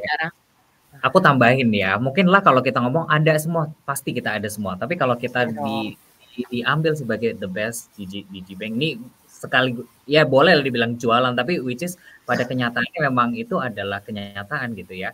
Teman-teman boleh cari di lain Future People bisa cari. Tadi produk perbankan banyak, selain Digibank juga ada kartu kredit, ada KTA dan segala macam. Cari bank yang bisa approval 60 detik. Oke, hanya di DBS Future People bisa apply hanya 60 second. Kalau misalkan kita ngelihat ya, mau misalkan pergi nih ke supermarket lah atau kan banyak tuh atau ke mall ya ada yang nawar-nawarin ya. Masih yang, "Oh, Ibu mau kartu kredit atau tidak?" Atau pengajuannya nanti suruh isi formulir pakai kertas gitu ya, tulis, tanda tangan, minta fotokopi KTP, minta foto slip gaji gitu ya. Itu sangat hassle gitu, sangat-sangat kita bilangnya itu udah sangat primitif gitu, itu udah lama gitu. Udah gitu kan kita mikirnya udah eco friendly, kita udah nggak perlu pakai kertas lagi. Aplikasi kita makanya kalau nanya apa sih yang paling daya saingnya yang menjadi keunggulan ya, kita butuh kenyamanan dan kecepatan. Karena Hmm. semuanya ibaratnya kayak gini, kalau kita mau dengerin dengerin pidato aja mungkin teman-teman Gen Z atau milenial 10 menit udah males gitu ya, udah ngantuk, ah lama banget gitu. Sama gitu. Gimana caranya dari teknologi kita bisa mempercepat. So kita bisa melakukan assessment dan juga apa namanya approval itu within 60 second, 60 detik. Both dari KTA maupun dari kartu kredit. Langsung keluar dan langsung bisa dipakai. Jadi ketika sudah di-approve 60 detik kelihatan limitnya berapa, langsung mau belanja di e-commerce, Shopee, Tokped, Bukalapak, wherever you mention itu bisa langsung dipakai. Buat langsung beli tiket juga bisa. I see. Kak Fauzan dan Kak Marcella, nih aku dari tadi penasaran sebenarnya, mungkin ini concern juga teman-teman future people ya. Ketika kan mungkin banyak ya teman-teman future people yang masih belum memiliki kartu kredit nih, dan tadi bisa apply sebenarnya dari Digibank itu secara langsung begitu ya. Tapi requirement-nya bagaimana Kak?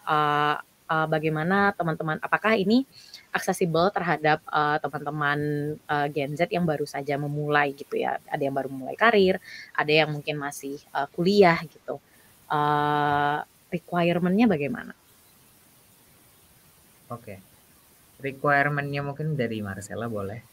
Ya, untuk requirement sendiri memang untuk teman-teman future people mungkin ya yang mungkin baru lulus gitu ya, mungkin sekarang itu kita belum menyediakan gitu ya untuk platform seperti itu untuk apply gitu ya. Tapi tenang aja nih teman-teman future people ya, soon teman-teman future people tuh udah akan bisa nih untuk manfaatkan kartu kredit DBS gitu. Tinggal ditunggu aja lah waktunya gitu ya sekarang. Tapi untuk sekarang itu memang kita lagi mencoba menggodok nih karena kita tahu nih sebenarnya tuh kayak aduh teman-teman future people mungkin yang kayak baru lulus gitu ya, saya pengen punya, tahu sih benefitnya, tapi kayak, aduh gimana caranya ya? Nah, kita tuh udah ngerti banget nih, teman-teman future people tuh pasti mungkin pengen lah ya, pengen punya, pengen tahu, pengen merasakan gitu ya. Nah, mungkin ditunggu aja tanggal mainnya gitu ya dari DBS gitu ya. Nanti kalau misalnya memang sudah ada update gitu ya, soon gitu, nanti teman-teman pasti akan kita pasti akan info ke teman-teman juga.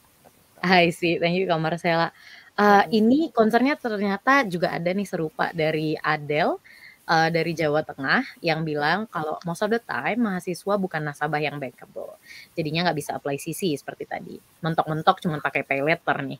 Tapi sebenarnya gimana ya cara mahasiswa bisa ngebangun credit score yang baik gitu, profile credit score yang baik. Mungkin untuk teman-teman mahasiswa ya sekarang gimana caranya sih supaya bisa membangun credit score yang baik gitu ya.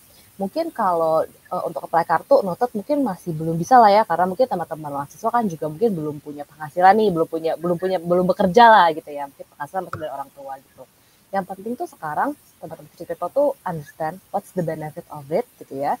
Mungkin nanti ketika teman-teman future people sudah lulus nih, sudah punya income sendiri gitu ya, nanti kan teman-teman kita sih bisa langsung apply tuh kartu kredit gitu kan dari bank-bank, bisa dari DBS atau bank-bank lain gitu kan, dan bisa langsung memanfaatkan gitu. Tapi untuk sekarang teman-teman kita bisa yang penting tahu dulu nih benefitnya apa. Jadi ketika nanti waktunya udah saatnya nih, udah bisa langsung dimanfaatkan. Yang penting untuk mindsetnya itu sendiri sih teman-teman future people yang mungkin harus dibangun dari sejak dini gitu ya.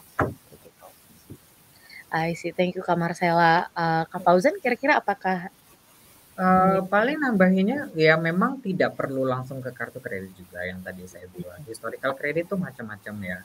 Kalau future people juga mau misalkan saya mau cicilan kredit kan ada beberapa tuh ya financial institution ya yang kayak seperti Adira Finance, Mitsubishi Finance, BCA Finance gitu ya. Kalau memang dirasa dari mereka cukup untuk assessmentnya, misalkan assessment macam-macam ya, nggak cuma dari salary slip misalkan dari orang tuanya kerjanya di mana, rumahnya di mana gitu ya, dilihat, di survei rumahnya gitu, itu juga bisa. Nah, kalau belum bisa mendapatkan privilege kartu kredit yang tadi dibilang sama Marcella, walaupun nanti dari DBS juga mungkin akan segera launch untuk future people yang memang belum punya penghasilan atau yang memang belum punya historical kredit, itu bisa dikelolanya dengan seperti itu.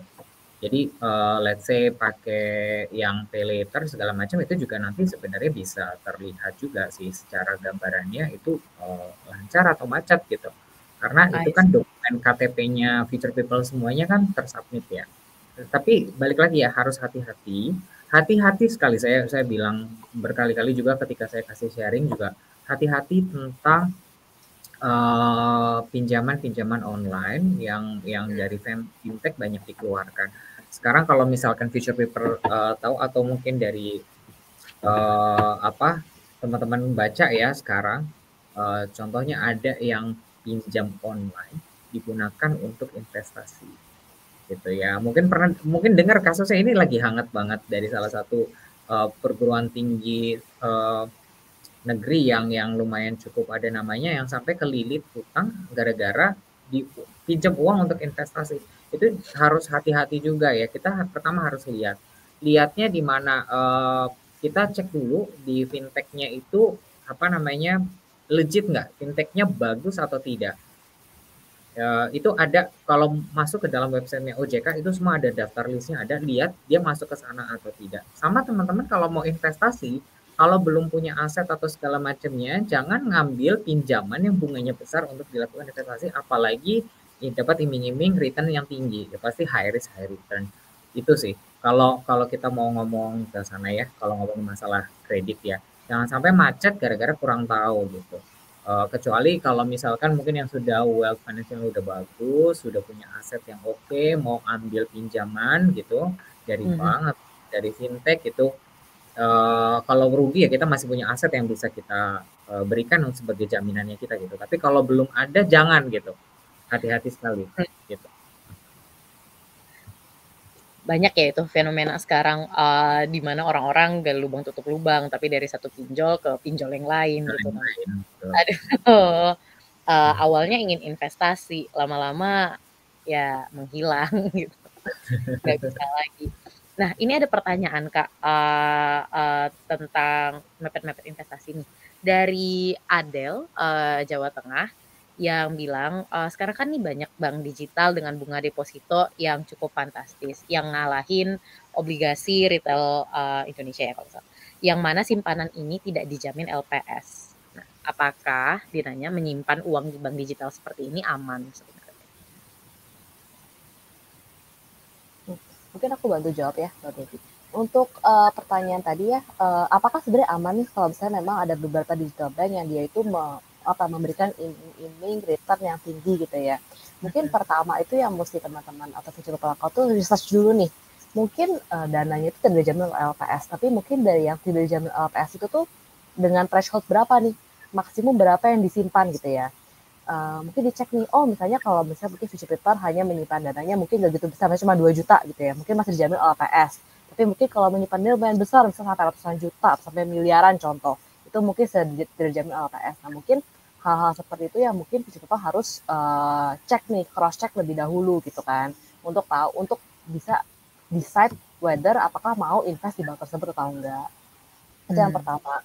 Terus yang kedua, understand mungkin future people ngelihat nih ya, oh bank ini mungkin kelihatannya oke nih, kelihatannya dia itu terjamin lah gitu, namanya ada gitu, kita sering lihat di mana-mana. Terus juga returnnya besar, harusnya aman lah gitu. Tapi setelah di research gitu ya, oh ternyata tidak dijamin LPS kalau menyimpan dananya mungkin di atas berapa juta gitu, di mana future people mau taruh di situ gitu kan. Yang mungkin future people harus understand adalah, oke, berarti ketika future people memilih gitu ya, untuk menginvestasikan dananya di bank tersebut dengan return yang besar, kalau misalnya terjadi apa-apa ya itu sesuatu resiko lah yang memang harus ditanggung. Sebenarnya 2 hal itu sih yang harus diperhatikan ya. Pertama mungkin harus do research, jadi benar-benar tahu nih, oke, tidak dijamin LPS sampai seberapa besar tidak dijamin LPS-nya gitu. Apakah semua dana yang disimpan tidak dijamin ataukah sampai sejumlah limit tertentu. Itu pertama harus dicek. Yang kedua, kalau misalnya memang future people decide gitu ya untuk yaudah deh nggak apa-apa, aku pengen returnnya besar, aku mau taruh di bank tersebut. Berarti ya future people harus understand juga nih bahwa ada risk di situ. Seperti itu sih sebenarnya 2 hal itu yang perlu untuk di note. I see. Jadi kita harus melakukan research sendiri dan juga ada risk assessment, Iya. tentu saja ke personal finance kita, terus juga, bagaimana return yang tinggi ini worth it nggak nih dengan resiko yang Betul. hasil gitu.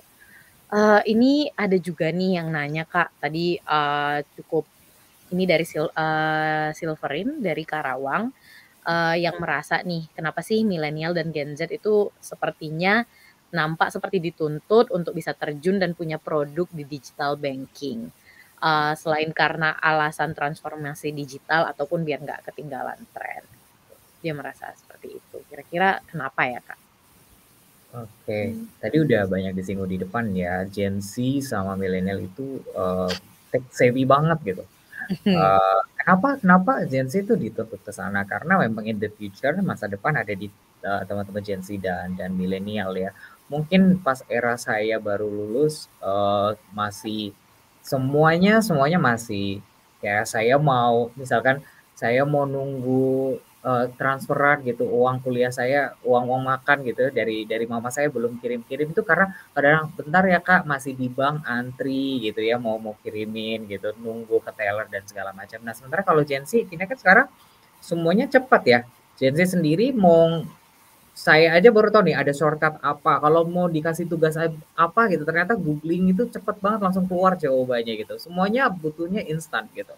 Anything yang instan. Makanya that's why digital banking itu sebenarnya akan jauh lebih cocok dan convenience untuk teman-teman Gen Z dan milenial gitu. Mungkin yang angkatan-angkatan baby boomer gitu ya, mungkin agak sedikit gaptek gitu. Kalau misalkan let's say mungkin mama saya aja misalkan, udah mah top up aja GoPay-nya. Dia juga kadang-kadang masih keder tuh. Jadi memang belum sesuai. Tapi teman-teman Gen Z sama milenial sendiri kan sudah sangat familiar ya dengan semua kecanggihan teknologi gitu. Dan begitu juga yang tadi ya, mungkin bisa jadi bahwa alat tukar kita itu udah nggak akan berbentuk fisik lagi gitu. Jadi kita prepare ke arah sana bahwa currency-nya kita itu semuanya nanti berbentuk digital. Mungkin future people juga udah dengar ya ada Bitcoin, ada so many things lah gitu. Ya, jadi sebenarnya bukan dituntut ya dalam tanda kutip tapi lebih cocok dan lebih masuk ke teman-teman Gen Z dan milenial untuk sesuatu yang related with digital gitu. Dan convenient juga sih Ya, ya. juga semuanya genggaman tangan 24 jam gitu. Langsung di sini nggak harus ke untuk misalnya top up juga nggak harus ke ATM, ke Iya bank. betul. Hmm, Lo pas I see. malam-malam sambil mau tidur gitu tiba klik check out juga udah banyak itu udah familiar banget kan kita. Waduh. Itu tuh yang kalau nggak di limit pengelolaan keuangan check out semua. Udah check out, semuanya check out. Kalau saya keranjang semua tapi nggak ada check out. Oh iya yang sampai 999 gitu ya Mas? Iya keranjangnya udah. Personal finance yang baik ya itu berarti pengelolaan keuangan yang oke ya, menahan diri. Nah ini ada juga yang nanya nih Mas Fauzan dan Kak Marcella, kapan sih dari Ageng dari Magelang, kapan sih waktu yang tepat atau kondisi yang tepat untuk kita mulai menggunakan layanan kredit? Cukup Kapannya yang paling tepat adalah saat future people sudah tahu how to use credit wisely. Kapan itu? Sedini mungkin. Kapan? Semenjak setelah kita selesai sharing bareng-bareng di sini, memang harus sudah tahu ya. Walaupun misalkan saya belum punya penghasilan, cek aja kalau saya dapat uangnya dari orang tua atau dari siapa, liatin, cekin gitu ya. Oh kayak gini, ya udah.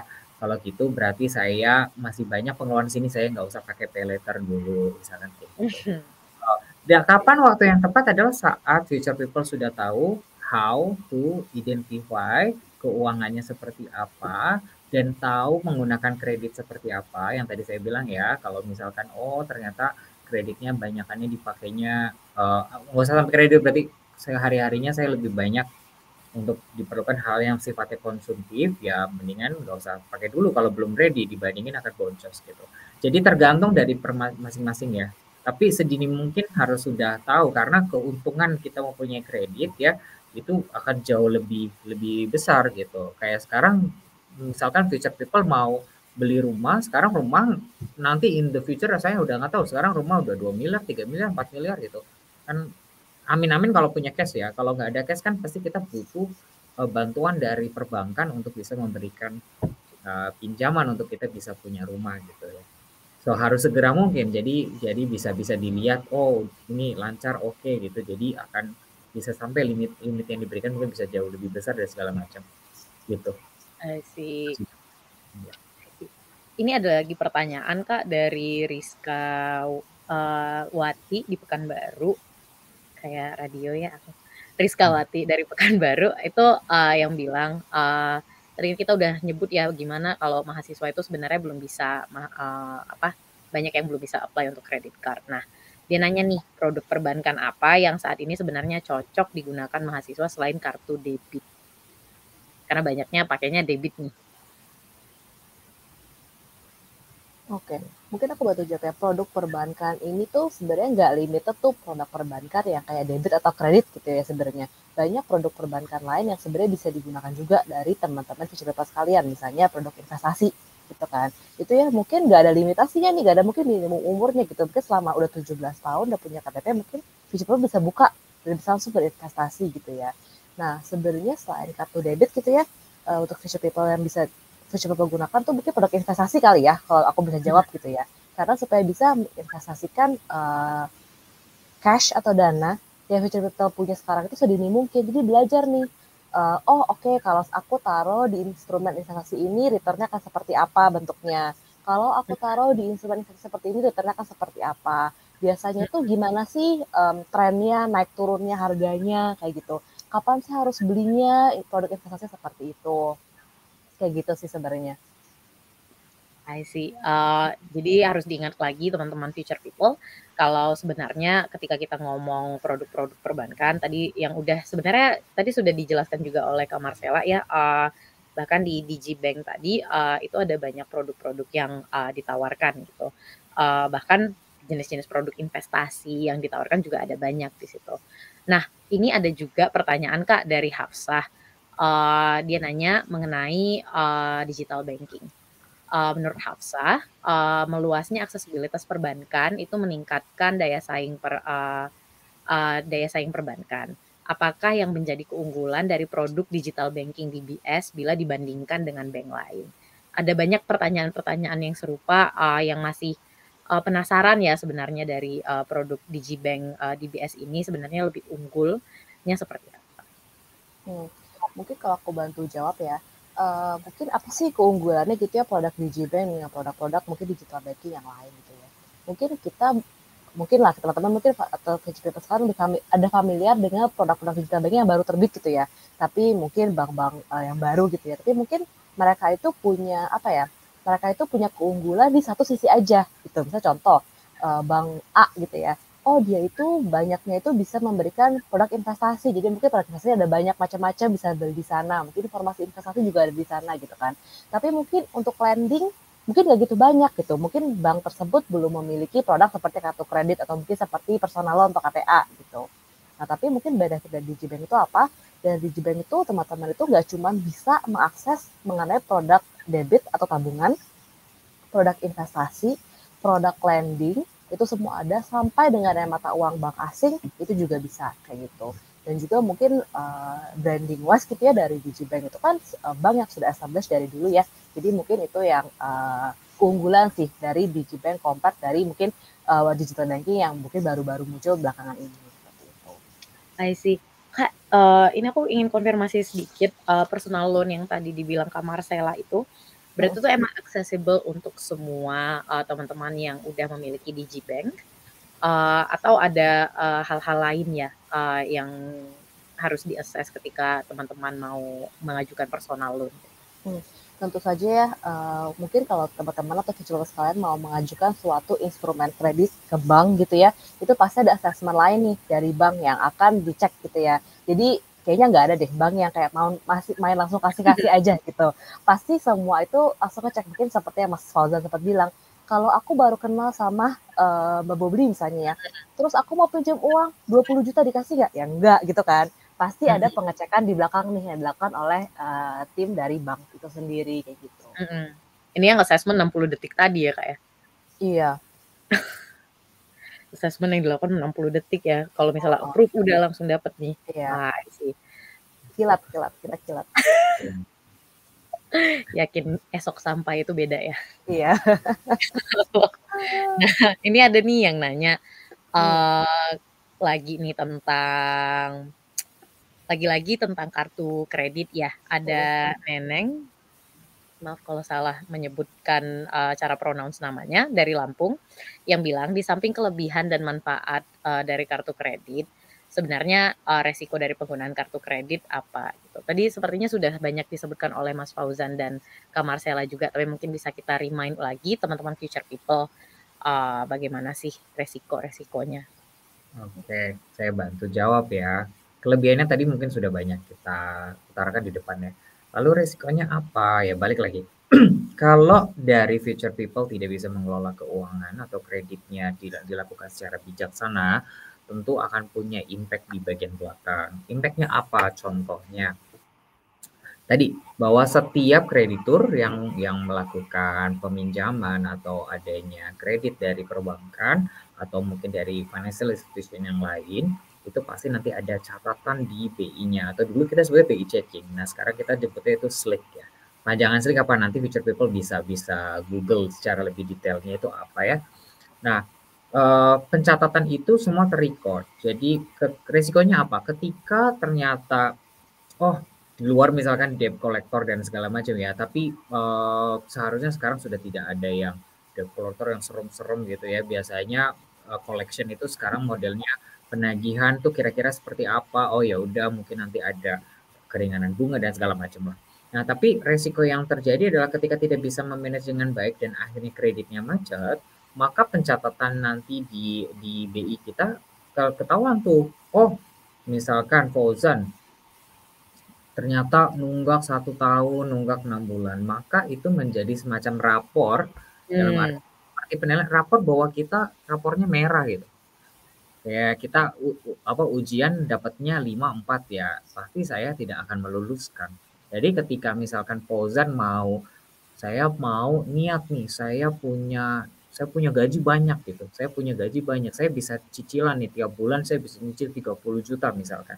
Tapi saya nggak bisa bayar full rumahnya 5 miliar, saya mau pinjam ke bank. Walaupun punya gaji banyak, tapi ketika track recordnya atau rapornya terlihat jelek, maka tidak akan diberikan. Saya bisa garansi itu. Kenapa? Kayak tadi, misalkan saya sama Marcella udah temenan lumayan lama, saya pinjam 20 juta, bilangnya besok saya balikin tapi nggak dibalikin, ditagih lagi nggak dibalikin. Itu berarti Mas saya pasti akan tobat ya, artinya saya nggak mau pinjemin lagi, itu sama dengan bank. Mhm Nah, mhm. kita sudah punya rapot yang merah, kira-kira seperti apa sebenarnya bisa diputihkan kembali. Caranya seperti apa? Tentunya sudah melakukan syarat-syarat pelunasan gitu.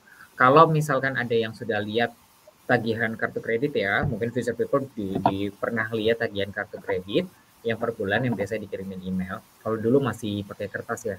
Mungkin sekarang masih ada beberapa bank yang konvensional yang masih pakai kertas dikirimin satu-satu. Kalau DBS semuanya pakai di email, itu kelihatan nanti di bawah ada status kredit. Status kreditnya ada berapa? Ada 1, 2, 3, 4, 5 ya. Collection berapa. Kalau 1 artinya lancar. Kalau 2 itu kayak ada batuk-batuk, kadang bayar, besok enggak, itu bayar lagi gitu, besok enggak gitu. Jadi 3 dalam perhatian khusus sama kredit macet, keempat kredit macet. Nah, untuk membalikannya kembali bisa atau nggak bisa? Dengan cara ya dilunasin, dengan instansinya, dengan bank-banknya atau dengan institusi keuangan yang lainnya yang memang menjadi samputan, kemudian dilunasi dan harus ada surat pernyataan sudah lunas dan itu nanti akan disubmit di Bank Indonesia, maka namanya akan bisa kembali bersih, tapi biasanya ada tenggat waktu sekitar 6 sampai 1 tahun. Jadi itulah resikonya juga kalau misalnya tidak bisa menggunakan kredit dengan baik. Tapi di sini tidak di-emphasize bahwa ditakut-takuti ya, bahwa kok kredit kok kayaknya serem. Karena justru memang kredit itu sangat-sangat membantu, tadi bilang lagi, teman apabila kita bisa mengelola dengan baik. Banyak sekali kemudahan yang kita miliki. Kayak let's say paling gampang deh mau healing ke Bali nggak ada kartu kredit gitu, dibandingin pakai pay later yang mungkin limitnya tidak bisa besar juga gitu ya, itu pakai kartu akan sangat lebih mudah. Itu salah satu contohnya gitu. I see. Ini ada pertanyaan lagi, Kak, ini mungkin agak ditarik lebih, jauh dari apa ya, perbincangan kita tentang kartu kredit. Ini Resi Anjani, agak concern, ketika kita beralih ke hal-hal digital, saat ini kita juga mudah untuk memberikan data ke berbagai aplikasi, dia bilang. Nah, bagaimana cara kita melindungi data pribadi kita? Aku assume kita mungkin bisa mengerucutkannya ke, ketika kita melakukan transaksi, dalam digital banking begitu ya, Kak, ya. Kira-kira reassurance apa yang bisa diberikan kepada teman-teman, future people mengenai perlindungan data pribadi mereka? Oke, mungkin untuk assurance apa ya yang bisa diberikan nih teman-teman future people untuk melindungi data pribadi gitu ya. Pertama, ketika kita itu melaunching suatu produk digital banking itu pasti banyak assessment yang dari bank itu harus selalu ini ke BI, ke OJK gitu kan, supaya mengassure bahwa perlindungan data teman-teman itu atau future people itu tuh benar-benar terlindungi di kita, jadi data itu tidak bocor. Itu yang pertama, itu pasti ada assessment dari regulator. Yang kedua itu adalah mungkin karena saya gitu ya dan Mas Fauzan tuh kerja di bank gitu ya, kita tuh ngerti banget gitu. Namanya perlindungan data itu ya, data itu sangat sensitif di kita gitu ya. Itu even mungkin untuk orang banknya sendiri itu sangat sensitif gitu. Itu bukan sesuatu yang bisa menyebar kemana-mana gitu. Even untuk internal sendiri aja pun kita sangat take precaution untuk itu gitu ya. Jadi kita bisa ensure bahwa itu sesuatu yang sangat kita pastikan benar-benar terlindungi gitu ya. Terus mungkin yang ketiga nih, mungkin kalau teman-teman melakukan layanan mobile banking gitu ya, terus ketika mau transaksi gitu, biasa kan suka ada kayak loading, terus kayak ada lampunya hijau dulu, atau kan misalnya kayak ada loading berhasil atau enggak gitu ya. Itu tuh dulu aku tuh pikir ya, itu tuh cuma kayak suatu cara supaya internetnya nyambung apa enggak sih gitu. Ternyata tuh enggak loh. Ternyata tuh bank itu benar-benar kayak melakukan kayak encryption atau melakukan sesuatu transmisi data gitu ya. Jadi memastikan bahwa koneksi kita tuh benar-benar aman ketika kita mau melakukan transaksi kayak gitu. Jadi supaya kita mengacu bahwa datanya ini nggak akan leak kemana-mana gitu.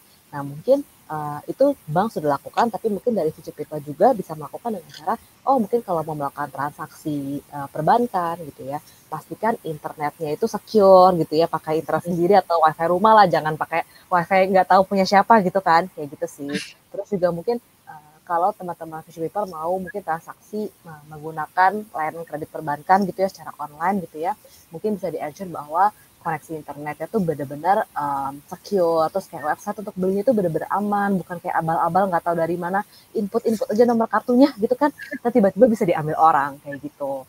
Mungkin itu yang perlu diperhatikan sih. Ya. I see. Aku tambahin mungkin Ya, ya. silakan. Jadi kira-kira apa lagi gitu ya, aman nggak sih? Itu mungkin kalau kita ngomong back end data ya, bagaimana dari teman-teman kita compliance-nya, risk-nya semuanya itu memang kita sudah berusaha sedemikian mungkin.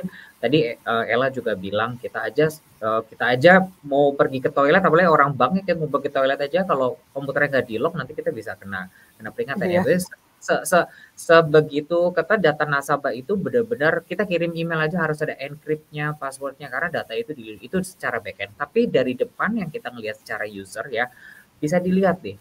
Mungkin pilihlah digital banking yang memang notifikasinya itu generous, artinya generousnya tuh transaksi sedikit pun transaksi. Saya pergi beli contoh donat, beli sini itu muncul telah terjadi transaksi pembelian donat di mall A dengan harga 34.000. Nah, dengan seperti itu tuh kita bisa tahu bahwa keamanan dari produknya kita memang benar-benar aman, dan kita dari bank memberitahukan ke nasabah atau ke user bahwa memang terjadi transaksi loh. Apabila tidak, segera laporkan gitu. Jadi pilihlah digital banking yang secara notifikasinya any transaction itu pasti dikasih tahu, dan apa namanya yang pasti semuanya minta ya, kalau mau ada transaksi kan pasti ada PIN atau pakai token gitu ya, itu keamanan yang memang kita sediakan gitu. Apalagi kita kan nggak face to face, jadi semuanya bentuk keamanannya lewat situ, lewat token, PIN gitu.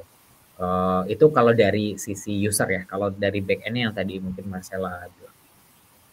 I see. Thank you Kak Marcella dan Kak Fauzan. Ini nggak kerasa udah jam 20.27 ya. Bentar lagi kita harus sudah wrap our discussion for tonight.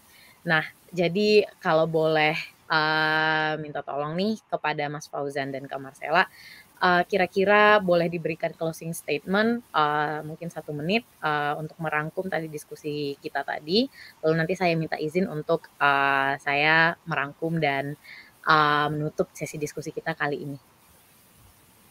Oke, karena 1 menit berarti Ella mungkin saya 30 detik, ya 30 detik. 1 menit seperti approval kita ya, 1 menit, Iya dong. Oke, so, teman-teman milenial dan Gen Z yang memang datang di sini, jangan takut untuk mencoba mengeksplor tentang digital banking yang sekarang sudah banyak. Tadi beberapa yang sudah saya kasih tahu juga itu menjadi sebuah catatan, tapi jangan melimitasi bahwa itu sesuatu hal yang menyulitkan atau menyeramkan gitu. Kalau kita sudah melek, justru sebenarnya itu akan jauh lebih bermanfaat, hidup kita akan jauh lebih mudah.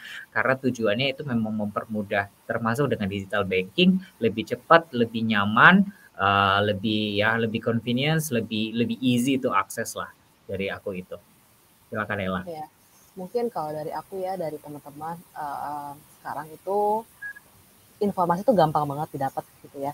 Kalian tuh bingung apa juga di search itu pasti ada gitu kan. Jadi mungkin teman-teman juga pasti pengen tahu nih, oh ada instrumen investasi baru apa seperti itu ya. Nah jadi kayak mungkin kalau dari aku ya teman-teman jangan takut untuk mencoba hal baru. Jadi misalnya memang mungkin banking itu sounds very old kali ya, kayak aduh belum saatnya gitu ya. Tapi nggak ada saatnya, jangan terlambat untuk memulai gitu. Jadi kayak mulai dari sejak sedini mungkin, understand your behavior, your spending type. Teman-teman tuh biasanya tuh spending tuh di mana aja. Start untuk invest sedini mungkin. Terus jangan takut dengan instrumen kredit, karena instrumen kredit itu sebenarnya berguna untuk teman-teman semua, asal bisa digunakan dengan bijak kayak gitu teman-teman. Ya mungkin semoga dengan sesi kita ya dari aku dan juga Mas Fauzan, mungkin teman-teman juga lebih bisa ngerti nih tentang digital banking juga, dan juga mungkin kayak instrumen investasi yang mungkin sekarang ini teman-teman masih agak bingung-bingung gitu kan. Jadi mungkin ada sedikit lebih pencerahan lah dari sini. Nice. Thank you Kak Marcella dan Kak Fauzan. Dari aku, ini ada 2 pengumuman. Pertama untuk teman-teman Future People. Yang pertama, terima kasih sekali karena dari tadi teman-teman Future People sudah antusias memberikan pertanyaan kepada Mas Fauzan dan Kak Marcella. Teman-teman Future People yang sudah menghadiri kelas kita hari ini, jangan lupa untuk mengerjakan kuis kelas ini ketika kelas ini usai nanti. Nah, izinkan saya untuk nge-wrap dulu hasil diskusi kita tadi. Ketika kita ngomong tentang digital banking untuk milenial dan Gen Z, kita sudah banyak ngomong mengenai faktor-faktor apa saja sih sebenarnya yang dipertimbangkan ketika kita mau memilih digital bank ataupun produk-produk yang ditawarkan. Yang pertama itu yang harus kita lihat ya tentu saja adalah safety-nya. Apakah ada enough protection untuk data kita ataupun dana kita. Yang kedua yang harus kita perhatikan adalah good customer service. Yang ketiga, apakah dia convenience. Lalu yang keempat, apakah dia personalized dan apakah dia membantu kita untuk melakukan grow our wealth. Nah, ketika teman-teman kemudian seperti tadi yang sudah disebutkan Kak Fauzan dan Kak Marcella, jangan takut untuk kemudian menggunakan ataupun mengakses instrumen-instrumen produk-produk perbankan, baik itu instrumen kredit ataupun instrumen investasi. Yang penting teman-teman Future People ini tahu gimana sih cash flow-nya, gimana sih teman-teman mengelola keuangan, prioritasnya apa, goal-nya apa begitu. Nah, untuk menutup sesi kita kali ini, ketika kita ngomong mengenai digital banking, kita sedang ngomong tentang bank, transisi dari bank yang konvensional menjadi bank yang convenient. Jadi itu saja sesi diskusi kita hari ini. Terima kasih sekali lagi Kak Fauzan dan Kak Marcella yang sudah hadir untuk memberikan informasi dan pengetahuan kepada teman-teman Future People. Dengan saya lagi-lagi menutup sesi kita hari ini. Selamat malam, selamat beraktivitas dan beristirahat. Selamat malam. Thank you.